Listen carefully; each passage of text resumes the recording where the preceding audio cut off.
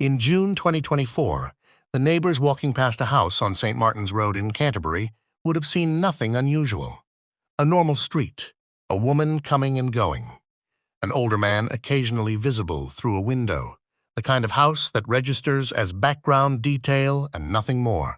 Nobody stopped. Nobody looked twice. Nobody knocked on the door. What they could not see was what was happening inside. What they could not smell, not yet, was what was buried in the back garden. Jeremy Rickards had spent 35 years working beneath the surface of the earth. A geologist, a specialist in gold and diamond exploration, a man trained to find what others had missed. In some of the most remote and unforgiving landscapes on the planet. He had crossed continents. He had built a career in places most people will never visit. He was 65 years old, softly spoken, and by every account that survives him, a decent and gentle man. He died in the attic room of a rented house in Canterbury, stabbed 5 times by the woman he had been married to for 27 years. 2 of those wounds pierced his heart. The murder weapon was never found, and when police eventually found what remained of Jeremy Rickards in the back garden of that house, in a holdall bag, beneath a pile of grass cuttings, the woman who had put him there looked at the officer who told her and said 2 words. What body? Jeremy Rickards was, by all accounts available, the kind of man the world produces quietly and does not always notice until he is gone. He was a geologist specifically, a specialist in gold exploration.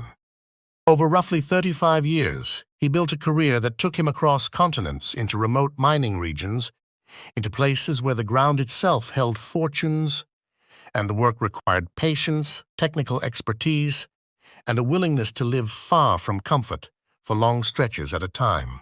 His professional profile listed him as an all-round geologist with decades of experience, based out of England, but working internationally. Around 1997, Jeremy's work took him to Mali in West Africa. He was in his late 30s, and there, in that country, he met a woman named Maureen. She was 23 years old. She already had a young daughter. What Jeremy did next says everything about the kind of man he was. He did not simply fall in love with Maureen. He embraced her entire life, including her daughter. He took that little girl on as his own, not at arm's length, not as an obligation, but fully and genuinely. He raised her. He supported her through childhood. He eventually funded a private school education for her. The judge at sentencing would later confirm that the daughter lacked for nothing under Jeremy's care. Think about what that means. A man already well into his career, living an international and transient life with no obligation to anyone's child but his own choices, chose to become a father to a little girl who was not biologically his. He did not have to do that. He did it anyway, and he kept doing it, year after year, continent after continent, for the rest of his life. He had spent his whole life finding what others had missed. He had no idea the most dangerous thing hidden from view was inside his own home. Maureen Rickards was born on the 10th of April 1974, in Mali. She was 23 years old when she met Jeremy, 14 years his junior, and already a mother. Very little reliable public information exists about her life before that meeting. Her childhood, her upbringing, the years before Jeremy are not part of the court record, and so they cannot be spoken to with certainty. What the court record does confirm is this. The marriage had been loving. That is not a detail to pass over quickly. The judge at sentencing explicitly accepted that Maureen had loved Jeremy at some point in their marriage, and that for many of their 27 years together, there was genuine shared history, genuine affection, and genuine partnership. They moved through the world together. They built a life around Jeremy's work, relocating, adapting, navigating the particular rhythm of a career that is never quite finished in one place. By 2021, the couple had settled permanently in Canterbury, Kent, and Maureen had enrolled at Canterbury Christ Church University to study law. That detail carries its own disturbing irony when you consider what she would do 3 years later. A woman studying the law while simultaneously, the court would find, subjecting her husband to coercive control and escalating violence. She had moved into shared rented accommodation on St. Martin's Road. Jeremy would sometimes stay there with her, a house with multiple tenants and the low-grade unpredictability that communal living often brings. The court would later describe the property as chaotic at times. And Jeremy, a man who had once moved through the world with professional purpose and direction, was now occasionally staying in a rented house in Canterbury among strangers. The projects had dried up. He was not getting work. He was in low spirits because of it. The man who had crossed continents was now quieter, stiller, and, as the people who saw him during this period would later confirm, increasingly withdrawn. He drank alone at a nearby pub. That is a small detail in the evidence, but it is a telling one. A man in a stable and happy home does not typically sit alone at a bar night after night. A man who is isolated, emotionally low, and unable to speak openly about what is happening behind closed doors, that man might. No one looked too closely, not yet. In mid-May 2024, something became visible that could not easily be explained. Staff at Jeremy's local pub noticed bruising on his face. He was 65 years old, softly spoken, not a man who got into fights. And yet the bruising was visible enough that the people serving him noticed it. No formal report was made. Life continued, but the bruising was not a one-off. In early June, Jeremy and Morin stayed in rented accommodation near Canterbury. The people at that property were alarmed by what they saw. Jeremy had a gash to his cheek. He was weak. He was in a bad state. He had not changed his clothes in 3 days. The property owners urged him strongly to go to hospital. Jeremy did not go. He was taken by taxi back to St. Martin's Road. When other tenants at the property saw him arrive, what they observed was worse. Black eyes, a swollen ear, a cauliflower ear, the kind of injury that comes from repeated blunt force trauma over time, not from a single incident. He was visibly deteriorating. When people asked what had happened, Jeremy offered explanations. On one occasion, he said he had been in a car accident. On another occasion, when someone asked about his condition, he said, and this phrase is heartbreaking in its understatement, that Morin had been in a bad mood with me. That is what domestic abuse sounds like from the inside, when the person living it has not yet found the words, the safety, or the space to say what it really is. The post-mortem would later show that before his death, Jeremy had been strangled and was recovering from recent rib fractures. Not the injuries that killed him, the injuries that came before. Evidence of a pattern.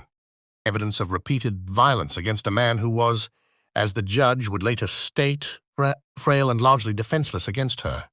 Did you know that male victims of domestic abuse are statistically less likely to disclose, less likely to be believed, and less likely to receive help than female victims? Drop your answer in the comments, because Jeremy's case is one of the most important examples of why that gap in our understanding has to close. On the 7th of June 2024, Morin Rickards made a video. She was not recording something she wanted to remember fondly. She was recording herself beating her husband. In the footage, Morin strikes Jeremy. She mocks him. She calls him British boy. Jeremy, 65 years old, physically weakened, already carrying existing injuries, begs her to stop hitting him. And Morin tells him she will kill him. She said it out loud. She filmed herself saying it. And that video stayed on her phone. It would later become one of the most powerful exhibits at her trial. But in that moment, on the 7th of June, in a room in Canterbury, it was simply a document of what Jeremy's life had become. A man who had spent 35 years crossing the world, raising a daughter he had chosen, building a career on patience and precision, reduced to begging his wife to stop hurting him. On the 8th of June, Jeremy did something ordinary. He topped up the credit on his mobile phone. It was the last activity connected to him that would ever be recorded.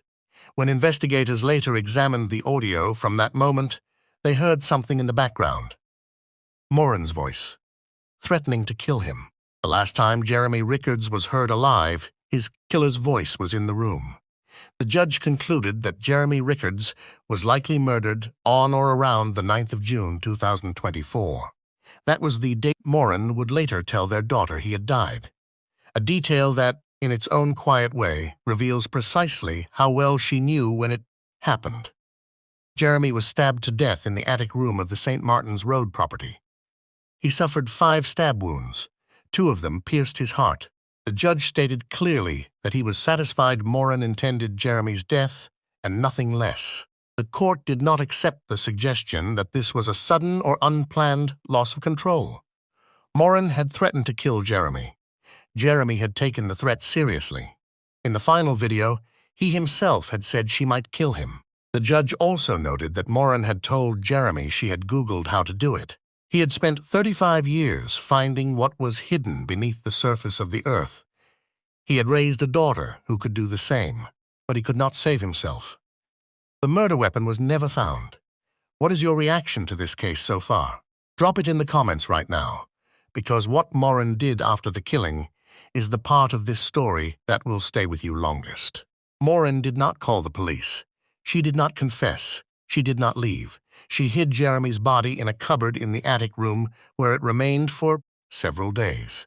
She then dismembered his remains, placed them inside a holdall bag, and moved the bag to the back garden of the property. On the 20th of June, 11 days after the murder, she used Jeremy's bank card to buy cleaning products. The judge found that her purpose was to clean blood from the carpet inside the cupboard. But she did not succeed. Instead of removing the stains, she pushed the blood downward through the carpet to the underside, where it soaked into the material beneath. Forensic teams would find it later, preserved intact in the one place she had not thought to look. On the 26th of June, Moran hired a local maintenance man to cut the grass and leave the cuttings at the back of the garden. He had no idea what he was helping to conceal. Beneath those grass cuttings, inside the holdall bag, was what remained of Jeremy Rickards. Then came the story. Moran told people that Jeremy had traveled to Jeddah in Saudi Arabia and had died there by suicide. She sent messages from his phone, fabricated, carefully constructed, designed to look as though they came from Jeremy himself, written from somewhere in the Middle East, from a man who was alive and abroad and unreachable. On the 28th of June, she messaged the couple's adult daughter, who was in Kenya. She told her that Jeremy had died on the 9th of June. And then, in one of the most disturbing details of the entire case, she became abusive toward that daughter. She blamed her for Jeremy's death. She was sending grief and blame in the same message to a woman she was trying to deceive about a murder she had committed. The daughter noticed. The messages did not sound like her father. The voice was wrong. The phrasing was wrong. The man she had known her whole life, the quiet, gentle geologist who had chosen her, raised her, funded her education, and never made her feel like anything less than his own, did not write like that, did not speak like that. She could feel the absence of him in the words themselves. She pushed back. She asked Moran directly whether she had taken over Jeremy's phone. When the Saudi Arabia story was presented to her, the story that this softly spoken, mild-mannered man had somehow traveled to Jeddah and taken his own life, she did not simply grieve. She acted. She contacted Saudi Arabian authorities herself. They had no record of Jeremy Rickards entering the country. On the 5th of July, she reported her father missing to Kent police. That call started everything. The investigation, the arrest, the search of St. Martin's Road, the discovery of the holdall in the back garden, the trial, the verdict. Jeremy had given this daughter a private education and a stable life across 3 decades. He had chosen her, raised her, and never made her feel like anything less than his own. And when the moment came that mattered most, she used everything she had. Her sharpness, her instinct, her absolute refusal to be deceived, to find the truth about what had happened to him. Jeremy spent his career finding what was hidden beneath the earth. He raised someone who knew how to do exactly the same. What time is it where you are right now? Let us know in the comments, because the investigation that followed is one of the most forensically detailed this channel has ever covered. Kent police found no evidence that Jeremy Rickards had ever left the United Kingdom. CCTV footage and financial records showed Moran using his bank cards after the date she claimed he had died abroad. The Saudi Arabia story was unraveling from multiple directions simultaneously. On the 11th of July, Moran was arrested, initially on suspicion of fraud for the unauthorized use of Jeremy's cards. While she was at the police station, Officers executed a search of the St. Martin's Road property. In the back garden, they found the holdall bag. The judge would later say the smell was overpowering, that it made officers feel physically ill. Inside the bag was what remained of Jeremy Rickards, the man whose absence had been explained away as a suicide in a country he had never entered. When Moran was informed of what had been found, she said 2 words. "What body?" She was arrested for murder on the spot. On the 15th of July, she appeared at Margate Magistrates' Court and was remanded in custody. The investigation that followed was enormous in scale. More than 35,000 potentially relevant items were reviewed by investigators. Phone records, digital communications, financial transactions, forensic reports, witness statements, and CCTV footage. DC Rachel Scott, DC Alex Peacock, and DS Ashley Bass were specifically commended by the judge for their work. This case was not solved by a single dramatic breakthrough. It was solved by 35,000 items examined one by one. The forensic picture that emerged was comprehensive and interlocking. Forensic entomology, the science of insect activity on decomposing remains, helped narrow Jeremy's time of death to a window between the 8th and 26th of June, consistent with the prosecution's timeline. It also confirmed the staging of the body, first hidden in the bedroom cupboard, then moved to the garden. DNA placed Moran at the scene of the concealment directly. Her DNA was found on one of the bin bags wrapped around Jeremy's remains. She had handled those bags. She had placed him inside them, and she had left biological evidence connecting her to every stage of the cover-up. The attempt to clean the crime scene had backfired completely. By pushing blood through the carpet rather than removing it, Moran had essentially preserved the evidence in a harder-to-spot location, the underside of the carpet, where forensic investigators found it intact, and the videos she had chosen to keep on her own phone became the most powerful exhibits in the prosecution's case. She had created her own evidence. She had filmed the abuse. She had kept the recordings. Whatever her reasons, those files were sitting on her device when police seized it. The trial at Canterbury Crown Court lasted 18 days. The jury heard from dozens of witnesses, reviewed thousands of items of evidence, and considered a case built not on a single dramatic revelation, but on the accumulated weight of forensic, digital, and testimonial detail. Moran did not deny being present. She did not deny the abuse entirely, but she contested the murder charge, suggesting the killing had not been premeditated. The prosecution's case was clear.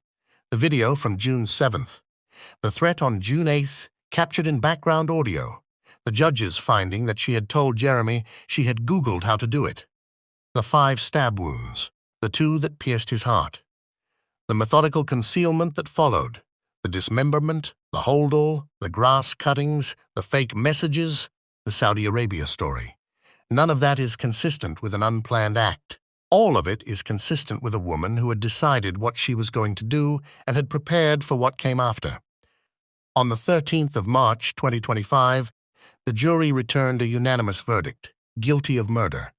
On the 9th of April, 2025, Mr. Justice Kerr sentenced Moran Rickards to life imprisonment with a minimum term equivalent to 22 years, including time already served on remand. The judge listed the aggravating factors at length. The physical and mental suffering Jeremy endured in the weeks before his death, the coercive and controlling behavior, the brutal beatings that preceded the killing, the use of a knife, the ferocity of the stabbing, one wound powerful enough to pass through the bone of his sternum, the concealment and desecration of his body, the deliberate removal of forensic evidence, the disposal of his possessions, his bank cards, his passport, his clothing, his wedding ring.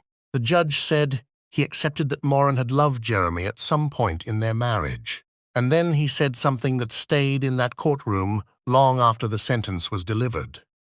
He said he did not know why she had killed him.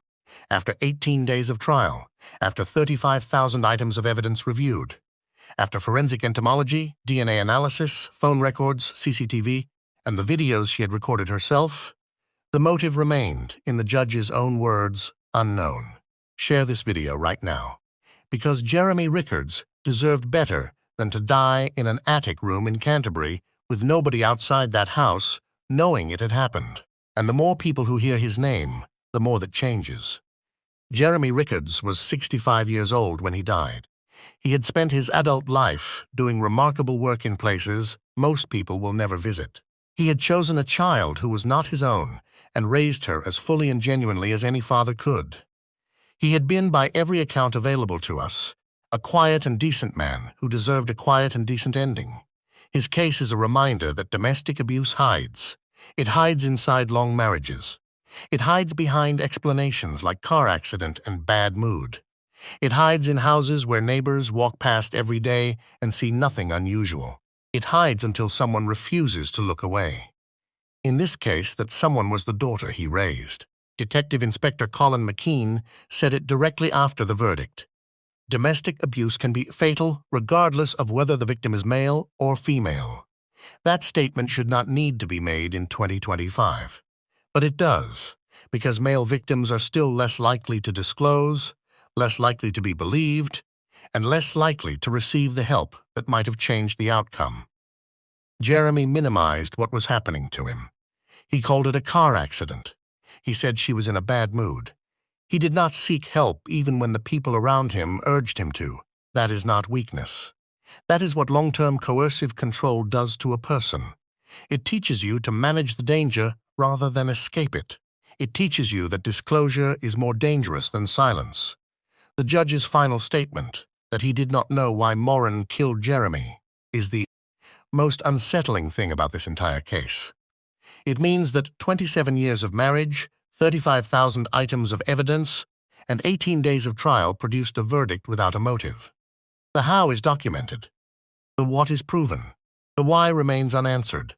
And it will remain unanswered because the only person who knows is serving a life sentence and has shown, in the judge's own assessment, no remorse. Jeremy spent his career finding what was hidden beneath the surface of the earth. He found gold. He found diamonds. He found what others had missed in the most remote corners of the world. He raised a daughter who knew how to do exactly the same, and she found him. If this video moved you, if it made you think about the people around you, about the explanations that get accepted too easily, about the men and women living something that nobody outside their door can see, subscribe to Cold Case Britain so you do not miss what comes next. Share this video. Leave a comment. Because Jeremy Rickards deserves to be remembered as more than a headline. There is one more thing worth saying about Jeremy's case that goes beyond the forensics and the verdict. He was a man who had built his entire professional life around a single skill, finding what was hidden. He understood that the most valuable things are rarely visible on the surface, that you have to go deeper, look longer, trust the evidence beneath the obvious layer. And yet inside his own marriage, inside the house where he occasionally slept among strangers, the thing most hidden from view was the danger he was living in. The irony of that is not cruel or poetic. It is simply true, and it is a reminder that the skills we use to navigate the world do not always protect us inside the most private spaces of our lives. Rest in peace, Jeremy. You deserved so much more than this.